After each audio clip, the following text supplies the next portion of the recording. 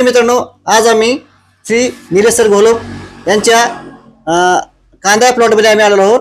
त्यांनी कांद्याचा basal dose त्यांचा चाललाय. त्यांनी मागच्या वर्षी पण वापरलेला आहे. त्या बेसल डोस मध्ये त्यांनी काली एसओपी वापरले, पेटन काली आणि सोल्ली एमएस हे पण ते दरवर्षी वापरतात.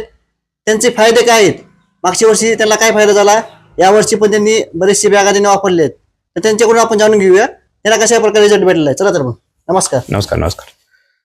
सर्वतः कांदा पीक हे जनरली आपण जर पाहिलं तर ते पोटॅश आणि नत्र येस, हे फार लविंग पीक आहे.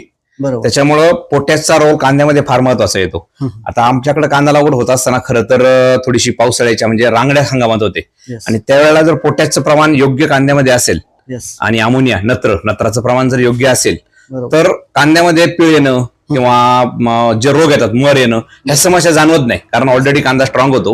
आणि बाकीच्या जे एनपीके फर्टिलायझर आहेत जसं 10-26 आहे, 14-35 आहे, त्याच्याबरोबर काली एसओपी, त्याच्याबरोबर पेटन काली, त्याच्याबरोबर थोडस अमोनियम सल्फेट, हे जर गेलं तर कांद्याची जी वाढ होते ती एकदम प्रॉपर असते. म्हणजे त्याची व्हेजिटेटिव्ह ग्रोथ पण जास्त होत नाही, नत्र प्रॉपर जातो आणि पोटॅश हायली जातो. पोटॅश आपण जसं पाहतोय की तो रेजिस्टन्स डेव्हलप करतो झाडामध्ये आणि पिकाला एक प्रकारची वेगळी ताकद असते.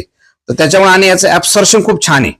आमच्या थोड्याशा जरी आमच्या जमिनीचा पीएच थोडासा 8च्या आसपास आहे, थोडासा आपण अल्कलाईन जरी पकडला तरी त्या पीएच ला सुद्धा ही खतं खूप छान रिपोर्ट देतात. गेल्या वर्षी यांचा वापर केल्यानंतर इतके छान रिपोर्ट आले. कांद्याची साईज जितकी अफलातून होती की 250-300 प्लस गोण्या, म्हणजे रांगडा हंगाम असून सुरुवातीच्या काळात पावसाचा थोडासा त्रास होऊन काय बऱ्याचशा प्रमाणात कांद्याची मर झाली होती. जी नर्सरीमधून जे काही थोडस इन्फेक्शन आलं होतं याचं म्हणलं फंगल, त्याच्यामुळे थोडीशी झाली होती.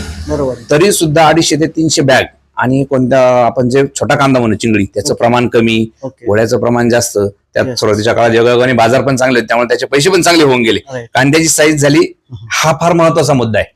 त्याच्यामुळं जर ही आपण खतं रेग्युलरच्या वापरामध्ये ठेवली, आता आम्ही याचा वापर कांद्याबरोबर टोमॅटोमध्ये किंवा भाजीपाल्याच्या पिकामध्ये करतच असतो, करायलाच पाहिजे. नाहीतर आपण आता एमओपी वापरतो, पण एमओपीचा दोष असा आहे की एमओपी थोडस क्लोराइड बेस आहे. त्याच्यामुळे थोडीशी पिकांना जी काही कमी दिवसाची पिकं व्हेजिटेबल आहेत त्यांना त्याचा त्रास जाणवतो. जमिनीचा पीएच वाढत चाललाय अतिरिक्त क्षार झाल्यामुळं.